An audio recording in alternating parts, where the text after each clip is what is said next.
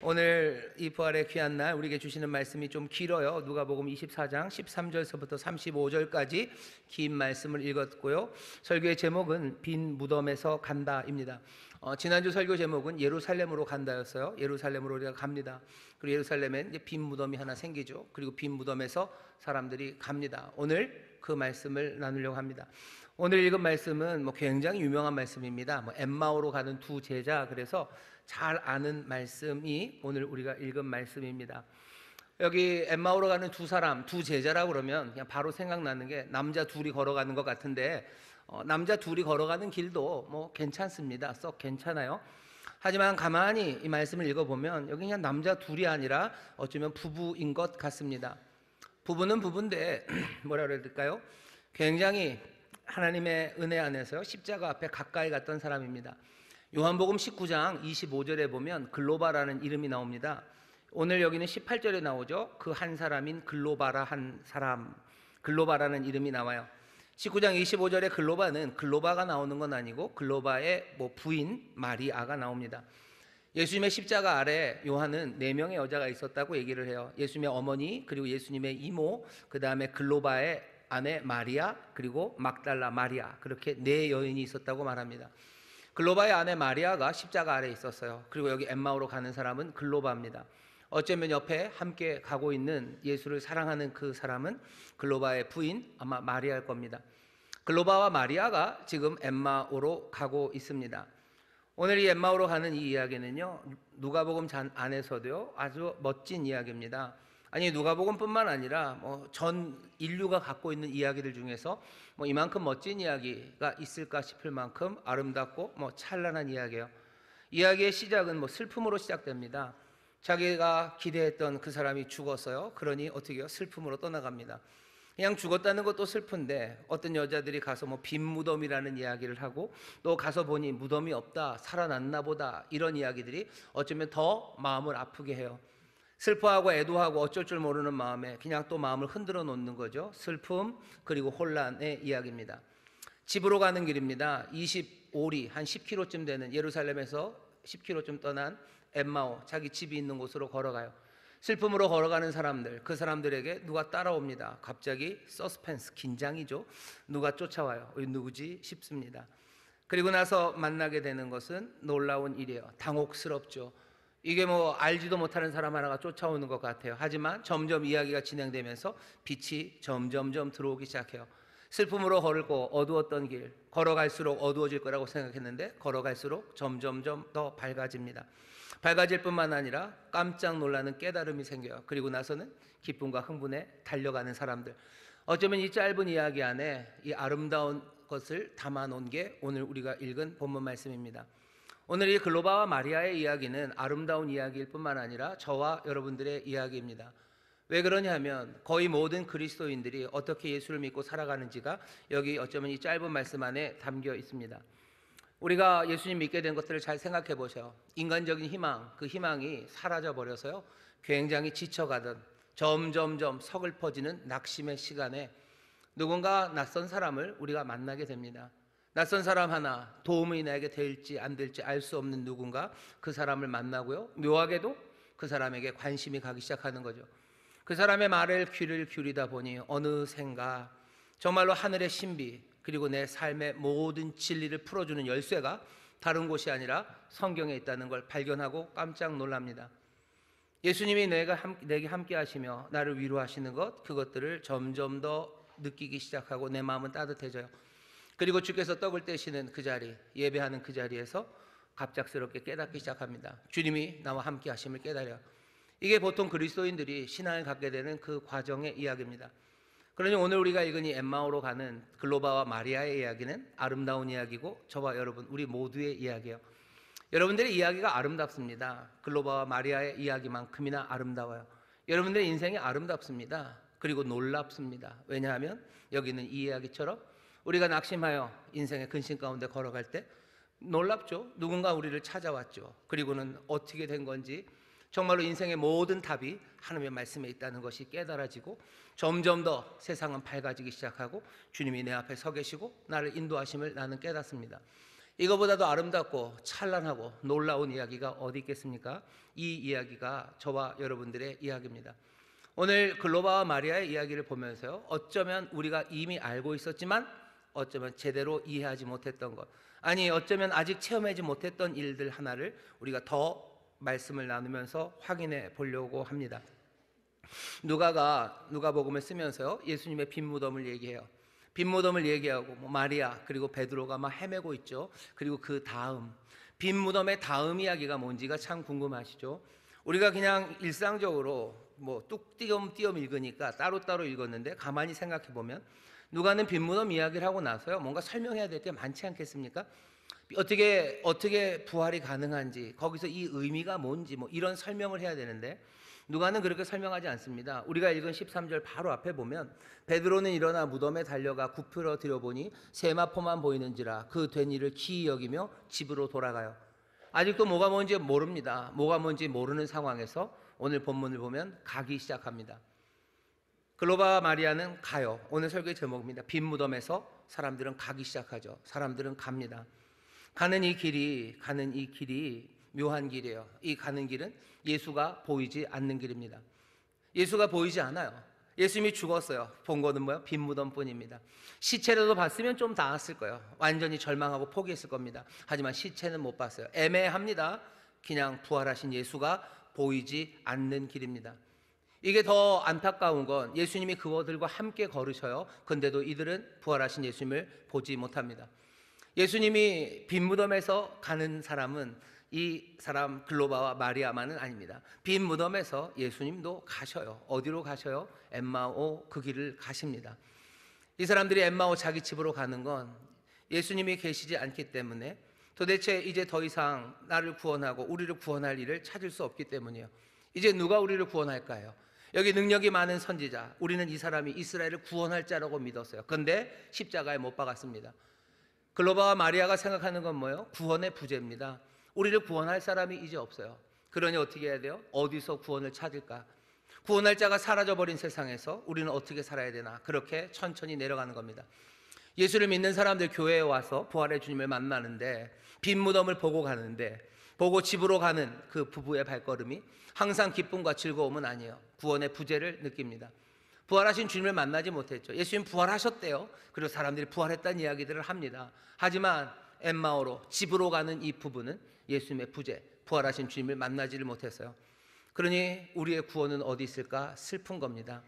내 삶의 기쁨은 어디 있을까? 내 삶의 소망은 어디 있을까? 내려가는 거죠. 어쩌면 남편은 그냥 내 삶의 소망은 이제는 딴 것 없어요. 그냥 맛있는 김치찌개가 내 삶의 소망이다라고 내려가고, 어쩌면 아내는 아내대로 다른 생각하면 내려갑니다. 내 삶의 구원, 내 삶의 기쁨은 뭘까? 그냥 내 아들 좋은 직장 가는 거겠지라고 생각하며 그 길을 내려가요. 슬픔이고, 왜 더 슬픕니까? 십자가 그 앞에 서 있었던 글로바의 부인 마리아예요. 이분이 우리를 구원할 거라고 생각했어요. 우리의 삶을 새롭게 하실 분이 여기 있다고 생각했어요. 하지만 그것이 날아가 버린 사람들, 교회 와가지고 구원자, 우리의 삶의 주인, 하나님의 아들, 그 모든 이야기를 들었지만 그 주님을 만나지 못하니 그냥 소문만 가득할 뿐입니다. 그리고 집에 가는 길은 구원자의 부재에 난 어떻게 살아야 되는지 터덜터덜 내려가는 사람, 그 사람이 엠마오에서 내려가는 사람입니다. 예수님이 마리아를 만나요. 요한복음에 보시면, 요한복음 20장에 보시면 막달라 마리아가 예수님을 찾아 나옵니다. 예수님이 그 앞에 서요. 20장, 요한복음 20장 14절입니다. 예수의 서신 것을 보나 예수신 줄 알지 못하더라. 예수님이 거기 계셔요. 심지어 눈으로 봤어요. 근데도 알지 못합니다. 예수님이 마리아에게 물어요. 누구를 찾느냐라고 묻습니다. 누구를 찾느냐? 마리아의 대답은 내가 시체를 찾는데요. 예수님의 시체를 찾는답니다. 마리아는 뭘 기대하지 못해요? 부활하신 그리스도, 그렇게 생생하게 살아계신 그리스도를 기대하지 못합니다. 그러니 보지 못하는 겁니다. 여기 이 사람들은요 3일 동안 고생했어요. 금요일 날 예수님 십자가에 돌아가시는 거 마리아가 봤죠. 그리고 남편 글로바와 함께 금, 토, 일 예수님 부활하신 게 주일날이니까 3일 동안 고뇌합니다. 예수의 부재예요. 우리의 구원은 사라졌어요. 이제 어떡합니까? 고뇌가 많고 예수님 말고 이제는 구원자 그리스도를 어디서 찾아야 되는지 헤매기 시작합니다. 오늘 여기 엠마오로 가는 길은요, 그 3일의 고뇌, 그 어쩌면 그 찾는 허망한 손짓이 마무리되는 시간입니다. 누가는 예전에 한번 3일 동안 예수를 찾았던 부부 이야기를 우리에게 들려줍니다. 누가복음 2장에 보면 요셉과 마리아가 예수님을 찾아요. 어려서 예수님이 예루살렘에 왔다가 요셉과 마리아는 예수님이 예루살렘에 있는 건지도 모르고 집으로 가는 길을 하룻길을 갔습니다. 갔다가 이제 알아요. 그리고 다시 예루살렘으로 돌아오죠. 그리고 예수님을 찾습니다. 그때 예수님이 그 부모에게 했던 말이 이래요. 내가 아버지 집에 있어야 할 줄을 알지 못하시냐고. 내가 마땅히 아버지 집에 있어야 되는데 날 왜 그렇게 찾으시냐고 얘기를 합니다. 한참이 지나서 누가복음의 마지막에 여기 또 부부 하나가 그리스도를 찾습니다. 앞에서 했던 예수님의 대답을 들어보세요. 마땅히 내가 아버지의 집에 있어야 돼요. 하나님의 아들은 마땅히 아버지의 집에 있습니다. 오늘 여기 3일째 고민하며 그리스도의 부재를 고민했던 이 사람들에게 예수님이 같은 대답을 해주셔요. 26절입니다. 그리스도가 이런 고난을 받고 자기의 영광에 가야 할 것이 아니냐 하시고, 말씀을 풀면서 예수님이 이 부부에게 설명한 것은 그리스도가 마땅히 고난받아야 되고 정말로 마땅히 부활해야 되고 그래서 마땅히 그리스도의 일을 해야 되는 것, 그거 설명합니다. 하나님의 아들은 마땅히 있어야 할 곳에 있어요. 여기 그리스도는 마땅히 해야 할 일을 하십니다. 십자가에서 죽으신 거 그리스도가 마땅히 해야 될 고난이에요. 십자가에서 부활하시는 거 그리스도가 마땅히 받아야 될 영광입니다. 또 이분은 그리스도 여전히 구원하시고 그리고 새로운 세상을 여시는 분이에요. 우리가 그리스도를 찾지 못한다 해서 그리스도가 없는 게 아닙니다. 요셉과 마리아가 예수님을 찾지 못한다 해서 예수님이 없는 게 아니에요. 글로바와 마리아가 부활하신 주님을 보지 못했다고 해서 그리스도가 부활하시지 않은 게 아닙니다. 왜 그럼 죽으십니까? 왜 우리를 그렇게 어렵게 하십니까? 그리스도는 마땅히 할 일을 하시는 거예요. 마땅히 해야 할 일, 그래서 죽으셨어요. 마땅히 해야 할 일, 그래서 부활하셨어요. 그래서 또 마땅히 해야 할 일, 그리스도의 마땅히 해야 할 일은 뭡니까? 우리를 구원하시고 또 세상을 새롭게 여시는 것, 그것이 그리스도가 하시는 일이에요. 예수님이 이 사람 둘에게 다시 한번 얘기하십니다. 그리스도 마땅히 할 일을 할 거예요. 죽은 것 마땅히 할 일이었고 부활한 것 마땅히 할 일이었고, 그러니 그리스도는 여전히 구원하고 새 세상을 여신다고 여기 있는 이 부부에게 확인해 주십니다. 오늘 우리가 다시 한번 확인해야 돼요. 눈에 보이지 않아요. 눈이 어두워서 우리가 그리스도를 기대하지 않아서 찾지 못했지만 여전히 그리스도는 죽으시고 부활하신 그분은 구원하시고 새 세상을 여시는 일을 행하는 분이심을 믿습니다. 문제는 뭐예요? 이 사람들의 눈이 어두워요. 눈이 어두워서 보지 못했어요. 다른 것 찾느라고 보지 못했습니다. 하지만 말씀을 통해서 전해지는 메시지는 아주 분명합니다. 그리스도는 마땅히 하실 일을 하셔. 마땅히 십자가 지시고 마땅히 부활하시고 마땅히 구원하십니다. 십자가 지셨어요. 구원하셨어요. 그러니 어떻게 하십니까? 지금 마땅히 우리를 구원하시고 또 우리에게 새 세상을 여시는 줄 믿습니다. 눈을 여시는 거예요. 눈을 여시는 거예요. 말씀을 통해서 눈을 여십니다. 여러분들, 이 말씀이 들려질 때 이 사람들은 뭐라고 고백해요? 마음이 뜨거워지고 마음이 뜨뜻해지고 마음의 따뜻함이 그리고 뜨거운 열정이 생기지 않았더냐라고 부부가 얘기를 합니다. 오늘 주님이 우리의 눈을 여셔요. 눈을 여시면 어떻게 됩니까? 여기 보면 그렇게 돼 있어요.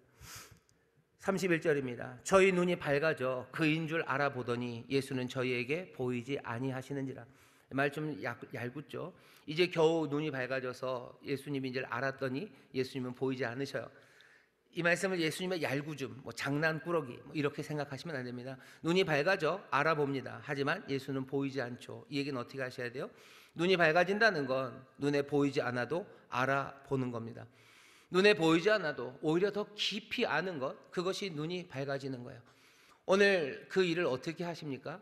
예수님의 말씀을 풀어주셔요. 성경의 이야기들 하나하나 확인하면서 그리스도는 고난받아야 된다는 것, 그리스도는 그러니 또 영광받아야 된다는 것, 십자가에서 죽으셔야 되는 게 마땅해요. 그러니 부활하셔서 이제 다스림도 마땅해요. 오늘 여러분들 이 말씀이 여러분들 마음에 뜨거움으로 또 우리의 눈을 밝히는 주의 말씀으로 들려지게 되시기를 주의 이름으로 축원합니다. 확인하셔야 돼요. 그리스도는 마땅히 할 일을 하십니다. 마땅히 죽으시고 마땅히 부활하시고 마땅히 구원하시며 새 세상을 여셔요. 눈이 열리는 건 언제입니까? 주께서 떡을 떼실 때요. 오늘 이 시간은 딱 이 우리의 이야기이고요. 여기서 지금 벌어지는 일이 오늘 여기서 벌어지는 일입니다. 하나님의 말씀이 하나씩 지금 전해지고 있어요. 그리고 이제 우리가 떡을 뗄 겁니다.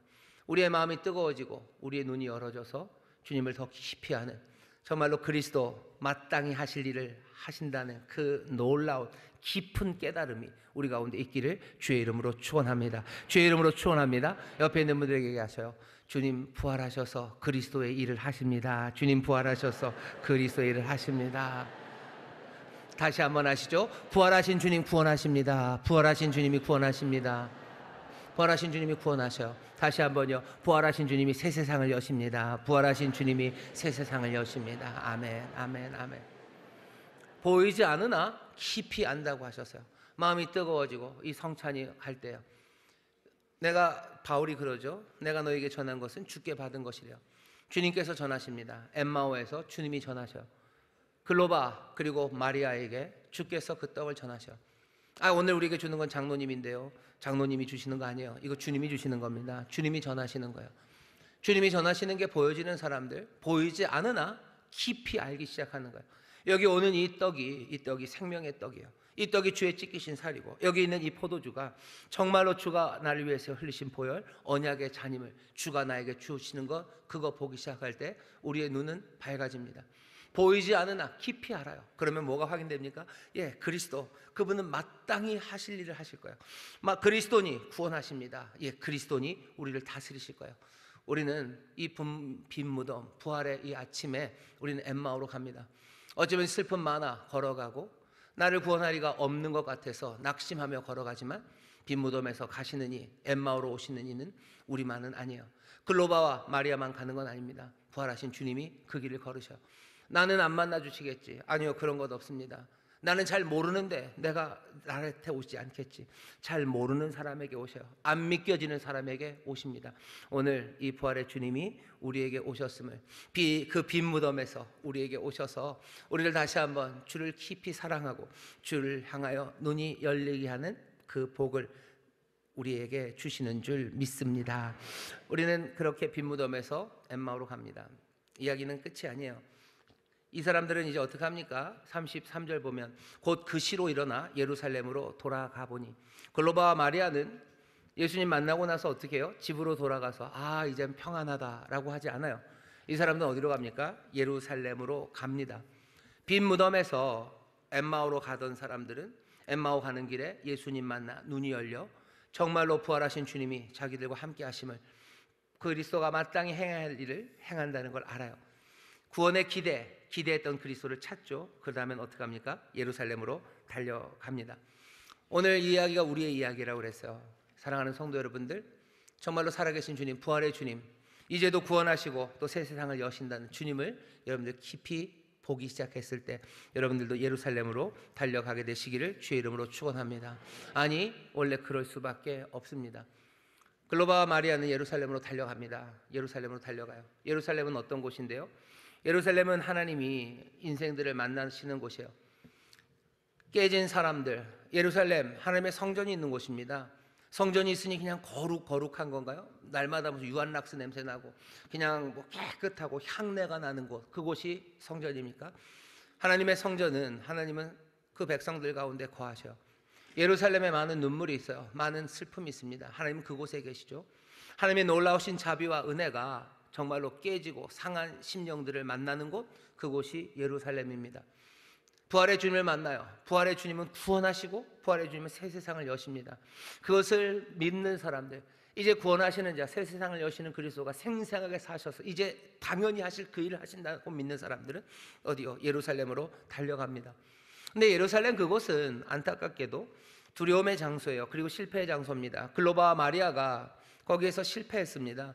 모든 제자들이 다 떠났어요. 모든 제자들이 예수님을 다 버리고 떠나고 부인했던 곳이 바로 그곳입니다. 예루살렘은 이제 두려움의 장소가 됐어요. 요한복음 보면 제자들은 다 다락방에서 문을 걸어 잠그고 어쩔 줄 몰라 두려움에 떨고 있습니다. 글로바와 마리아는 그 예루살렘으로 가요.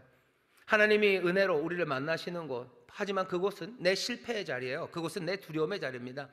하나님이 깨진 삶을 만나는 곳은 어디겠습니까? 내 가정이겠죠. 내 가정이 예루살렘이면 난 그리로 갑니다. 하지만 내 가정은 어떤 것? 내가 실패해서 내가 두려운 곳이에요. 내가 내 가정에서 실패했습니다. 그래서 가정이 두려워요. 남자들 중에 집에 들어가기가 제일 무섭죠. 그러니 어디 딴 데 가는 겁니다. PC방에 가요. 아이들도 가정이 싫어요. 왜? 실패했기 때문이에요. 그러니 두렵죠. 공부 잘 못했어요. 엄마 말 잘 안 들었어요. 그러니 내가 실패한 곳이 가정입니다. 거기 가면 인정받을 수 없어요. 그러니 두렵죠. 그 두려운 자리를 누가 갑니까? 그러니 그곳으로 가지 않아요.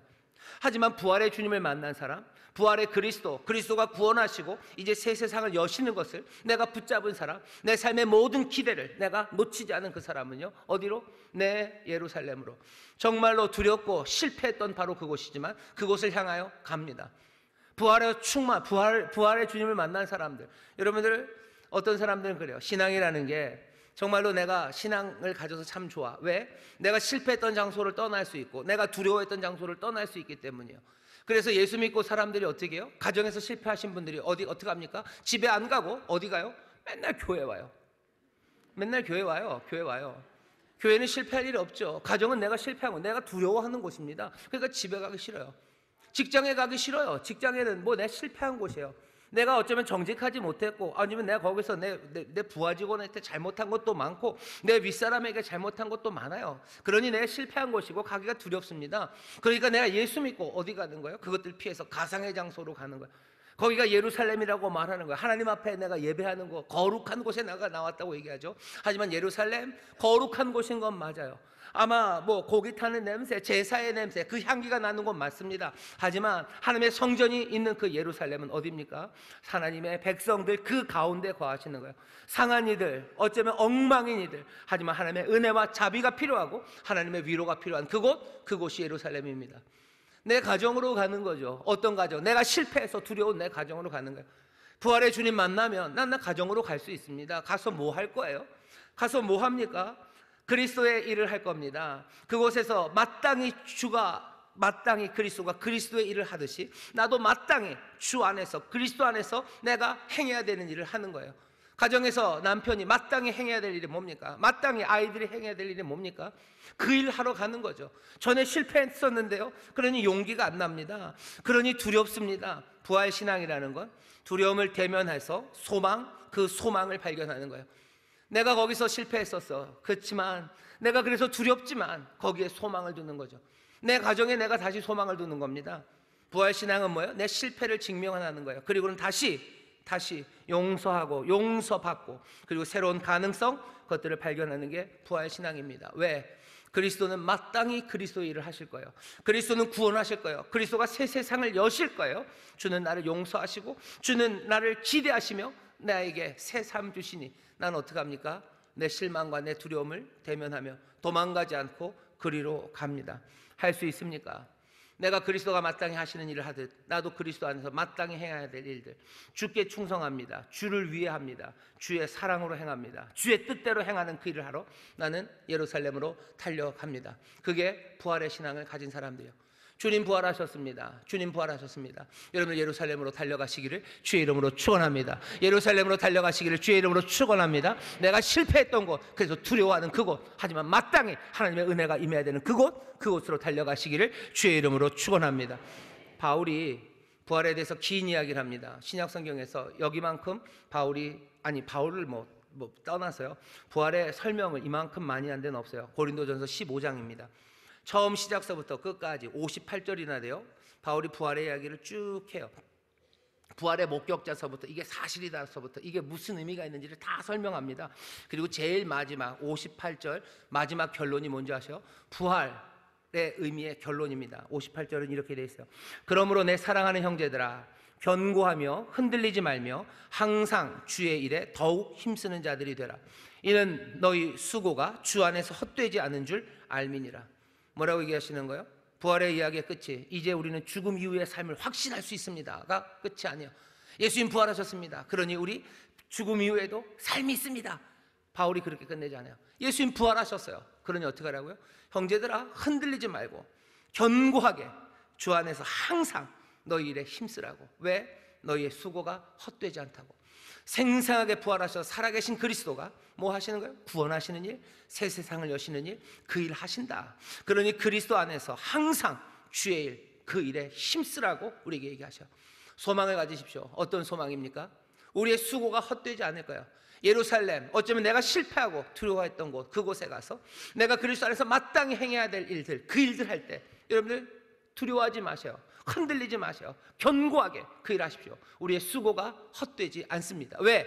그리스도는 살아계시기 때문인 줄 믿습니다. 그리스도가 구원하시고 하나님의 나라를 가져다 주시기 때문인 줄 믿습니다. 주님 부활하셨어요. 그러니 여러분들 성실하게 예루살렘으로 달려가셔서 주의 일에 항상 힘쓰시기를 주의 이름으로 축원합니다. 용기 내시기를 주의 이름으로 축원합니다. 주님이 능력을 주실 줄 믿습니다. 주님이 도와주실 줄 믿습니다. 이 일은 만만하지 않아요. 그러니 예수님 얘기하시죠. 오직 성령이 너희에게 임하시면 너희가 권능을 받고 예루살렘과 유다와 사마리아와 땅끝까지 이르러 내 증인이 된다고 하시죠. 여기 증인, 무슨 증인입니까? 그리스도 살아서 구원하시고 그리고 새 일을 행하신다는 그리스도의 증인되는 일을 어디서요? 예루살렘에 살 것이라고 기대하십니다. 주님이 우리를 예루살렘으로 가라고 하셔요.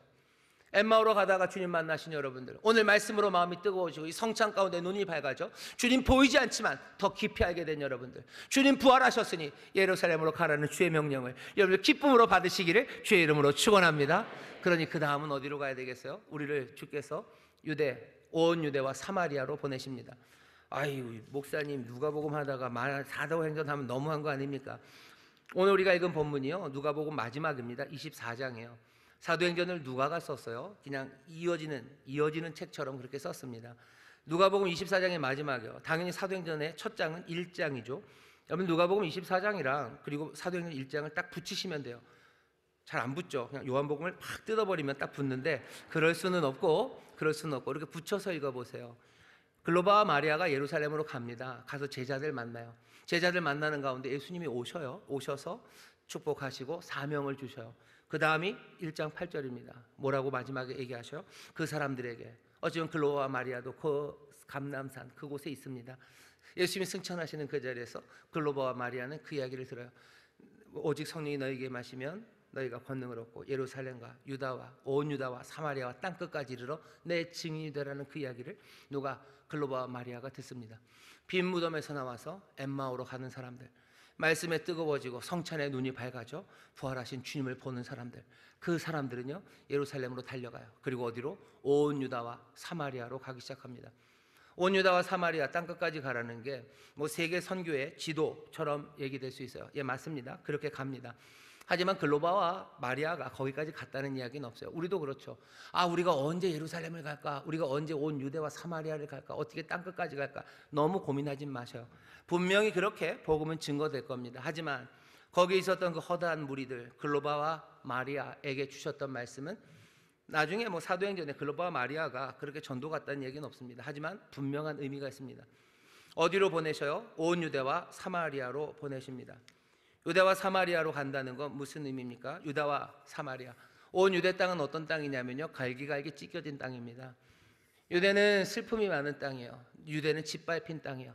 수백 년 동안 짓밟혔고요, 이젠 로마에 의해서 짓밟힌 땅입니다. 분노가 가득한 땅이에요. 상처가 가득한 땅입니다. 게다가 사마리아는 유대인이 미워하는 땅이에요. 증오하는 땅이에요. 서로를 의심하는 땅이에요. 고통스러운 기억, 수백 년의 고통스러운 기억이 있는 땅입니다. 분쟁이 있는 곳이요, 분열이 있는 곳이요. 그곳이 온 유대와 사마리아입니다. 부활하신 그리스도는 글로바와 마리아를 온 유대와 사마리아로 보내셔. 오늘 부활하신 그리스도, 이제 우리의 마음을 뜨겁게 하시고 우리의 눈을 열어서 우리로 알아보게 하신 그분은 우리를 온 유대와 사마리아, 이 분노와 상처, 분열이 있는 이곳으로 보내십니다. 어떻게 보면 하나님의 신비입니다. 온 유대와 사마리아로 가라고 하셨던 바로 그 땅이 적어도 2000년이 지난 지금도 어쩌면 온 유대와 사마리아로 한 군데로 묶여 있어요. 사람들이 서안 지구라고 부르는 곳입니다. 요단강 서쪽이에요. 웨스트뱅크라고 해서 지금도 이스라엘 그 땅입니다. 그 땅이 여기 말하는 유대와 사마리아 딱 그 땅입니다. 지금 그 땅엔 증오 그리고 의심이 살아가는 삶의 방식이에요. 서안 지구에 사는 사람들, 정착촌을 만들고 하는 사람들 서로 증오하고 의심합니다. 참혹한 폭력들, 분쟁, 그것이 끊이지 않는 곳이요, 분노로 대치가 이루어지는 곳, 그곳이 바로 온 유대와 사마리아입니다. 여기 그리스도는 우리를 어디로 보내셔요? 온 유대와 사마리아로 보내셔요. 그냥 이게 무슨 땅 찍기 하는 거 아니에요. 예루살렘에 깃발 꽂고 그 다음에 여기다 깃발 꽂고 저기다 깃발 꽂고 어디 가서 사진 하나 찍고 사진 하나 찍고 사진 하나 찍고 지금 그렇게 하자고 얘기하시는 거 아닙니다. 벌하신 그리스도께서는 우리를 온 유대와 사마리아로 보내셔. 용서가 필요한 곳입니다. 화해가 필요한 곳이요, 그리로 우리를 보내시는 거예요. 왜? 그리스도, 그 구원하시고 새 세상을 여시는 분은 평강의 왕이셔. 화평케 하는 자가 복이 있습니다. 그 사람이 하나님의 아들이라 일컬음을 받을 거예요. 우리를 그리로 보내시는 거예요. 예수님 부활하셨어요. 그 다음에 예수님 부활하셨으니 우리에게는 죽음 이후에 분명한 삶이 있습니다. 바울이 그렇게 얘기하지 않는다 그랬죠. 예수님 부활하셔서 부활을 아는 사람들아, 그러므로 나의 사랑하는 형제들아, 너희들 견고하고 흔들리지 말고 항상 주 안에서, 정말로 항상 주 안에서 주의 일에 더욱 힘쓰는 자 되라. 주의 일이 뭔데요? 화목케 하는 일이요, 용서하는 일이요, 그 일에 힘써라. 너희의 그 모든 수고가 주 안에서 헛되지 않은 줄을 알미니라. 온 유다와 사마리아 그곳에서 화해를 만드는 일이 얼마나 헛될 수 있는지 우리는 압니다. 이 일은 멀리서의 이야기가 아니에요. 이 말씀을 준비하면서 와우, 우리를 어디로 보내시나 생각해 봤더니 그냥 대한민국 2025년 이 봄으로 보내시는 것 같아요. 지금 이 땅에는 증오와 의심이 판을 칩니다. 그게 삶의 방식이에요. 서로를 증오하라고 가르쳐요. 의심하라고 가르칩니다. 폭력, 분쟁, 험한 말들이 끊이지 않아요. 분노의 대치가 그냥 가득합니다. 정치적인 이야기입니까? 예, 정치적인 이야기예요. 물론이죠. 여기서 지금 벌어지고 있는 일들이 그런 일들입니다. 아마 2025년 이 부활절에 예수님 부활하셨다고 노래하는 그리스도의 사람들은 주께서 우리를 온 유대와 사마리아, 그 갈라지고 분열되고 서로 증오하고 미워하고 의심하는 이 땅에 정말로 용서와 화해를 만들려고 우리를 보내셨음을 분명히 알아야 돼요. 그래가지고 되겠습니까? 이렇게 극도로 갈라진 나라가 됩니까? 다시 한번 들으셔. 바울이 뭐라고 얘기한다고요? 그러므로 내 사랑하는 형제들아, 견고하고 흔들리지 마라. 항상 주의 일에 힘쓰는 자들이 되라. 왜? 이는 너희 수고가 주 안에서 헛되지 않은 줄 알미니라. 헛되지 않을 겁니다. 당장에 우리가 뭘 보질 못해도, 어떻게 이루어지는 포옹하고 끌어안고 모두가 다 찬송하는 소리를 듣지를 못해도 주 안에서 헛되지 않은 줄을 우리가 알기 때문이에요. 여러분들 식구들이 모여있는 곳에서 정치적인 문제 때문에 분열하고 갈등하는 일들, 바로 거기가 우리가 가야 되는 그곳이에요. 거기서 평화를 만들고 화해를 만드는 그 일을 하는 겁니다. 어떻게 해야 되는지 모르는데요, 오직 성령이 너에게 임하시면 너희가 권능을 얻는데요. 지혜의 말씀의 은사, 지식의 말씀의 은사 우리에게 주셔야 돼요. 예언의 말씀의 은사 우리에게 주셔야 돼요. 화평케 하는 능력과 믿음, 그리고 고칠 수 있는 신유의 능력을 우리에게 주셔야 돼요. 성령의 충만한 가운데 이 용서와 화해의 일, 이 일 하라고 우리를 보내십니다. SNS에서 그렇게 하셔. SNS 없으면 일부러 담임 목사 말 듣고 들어가실 필요는 없어요. 하지만 거기 이미 있다면 거기서 화해를 만드는 일 하셔. 화해 만드는 일, 용서하는 일 이야기하면 아마 욕을 바가지로 먹을 겁니다. 욕을 바가지로 먹고 사람들이 뭐라고 하겠죠. 하지만 주의 일에 더욱 힘쓰는 자, 견고하여 흔들리지 말고 그 일을 하래요. 너희 수고가 주 안에서 헛되지 않은 줄을 아시기 때문입니다. 알아야 되기 때문입니다. 예수님 부활하셨습니다. 여러분 온 유대와 사마리아로 가시기를 주의 이름으로 축원합니다. 용서와 화해의 일, 그 일 만들어 가시기를 주의 이름으로 축원합니다. 그리고 또 뭐라 그러셔요? 땅끝으로 가죠. 글로바와 마리아는 땅끝으로 갈 겁니다. 땅끝, 점점 더 하나님의 나라의 영역은 넓어질 거예요. 땅끝 중심에 있는 사람들이 아니에요. 가장 슬프고 근심 많고, 하지만 여기 하나님의 구원이 정말로 세상을 살아가는 새로운 방법이, 하나님의 나라가 이루어진다는 것을 땅끝까지 전하며 살아가는 것, 그것이 글로바와 마리아가 가야 하는 길입니다. 예수님 부활하셨어요. 그러니 어떻게 하라고요? 땅끝까지 가십시오. 예수님 부활하셨어요. 그러니 한 평씩 한 걸음씩 힘들고 어렵고 가난하고 갇힌 사람들, 죽어가는 사람들, 빚진 사람들, 그리고 삶의 기쁨과 존엄을 잃어버린 사람들, 소망을 잃어버린 사람들, 하나씩 그 땅끝을 그리스도의 땅이 되고 하나님의 나라가 되도록 하나하나 그 땅을 걸어가십시오. 그게 주님이 우리를 보내시는 거예요. 됩니까? 우리의 힘과 능으로는 안 됩니다. 오직 성령이 너에게 임하시면 너희가 권능을 얻고 예루살렘과 유다와 사마리아와 땅끝까지 이르러 내 증인이 된다고 말씀하셨어요. 우리는 땅끝까지 갑니다. 부활의 주님을 만난 그 사람들은 정말로 주 안에서 해야 되는 그 수고를 흔들림 없이 해 나갑니다. 누가는 빈 무덤, 부활에 대해서 할 말이 얼마나 많습니까? 앉아서 과학적으로 얘기할 것도 많고, 철학적인 의미, 부활이라는 걸 갖고 있는 인문학적인 의미, 그거 설명하는 거 그렇게 하지 않아요. 부활, 빈 무덤 다음에 나오는 건요, 그냥 가기 시작하는 사람들이에요. 엠마오로 어쩌면 슬픔에 가다 염려하지 마세요. 주님이 만나십니다. 오늘 이 자리에요. 빈 무덤에 관한 이야기를 듣고 혼란하신 분들이 있죠. 부활이 뭘까? 오늘 주께서 우리에게 말씀을 하시며 우리의 마음을 뜨겁게 하십니다. 그리스도는 당연히 할 일을 하실 거예요. 당연히 십자가에서 죽으셔야 됐어요. 그러니 당연히 그 일 하신 것처럼 당연히 영광 받으실 겁니다. 당연히 고난 받으시고 당연히 영광 받으실 거예요. 그리스도는 멈추지 않으십니다. 구원하시고 세상을 여시는 일, 그 일 하셔요. 생생하게 사서서 하셔요. 우리의 마음을 뜨겁게 하시며 오늘 이 성찬을 우리가 함께 대할 때 우리의 눈을 열어 보이지 않으나 깊이 알게 하시고, 그러니 우리의 발걸음을 또 옮겨가기 시작할 겁니다. 성령으로 충만해서 주님 만나 여러분들 예루살렘으로, 온 유대와 사마리아로, 땅끝으로 성령의 능력으로 걸어가는 우리 모두가 되시기를 주의 이름으로 축원합니다. 주의 이름으로 축원합니다. 부활하신 그리스도 우리와 함께 하십니다. 기도하겠습니다. 하나님 감사합니다. 부활하신 주님, 이곳에 우리와 함께 하십니다.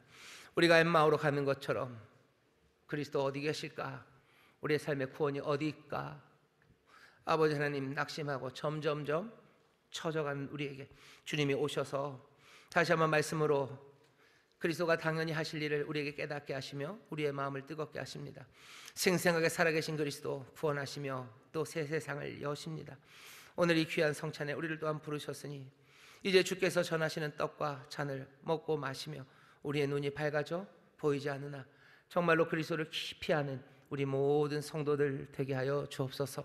성령님, 우리와 함께하여 주시사 예루살렘으로 또 온 유대와 사마리아로 또 땅끝으로 가는 그 발걸음에 우리의 힘과 능력이 되어 주셔서 그곳에서 그리스도를 증거하는, 정말로 그 구원과 새로운 세상을 전하는 용기와 힘, 능력, 그리고 모든 은혜를 더하여 주옵소서. 감사드리며 예수님 이름으로 축복하며 기도하옵나이다. 아멘.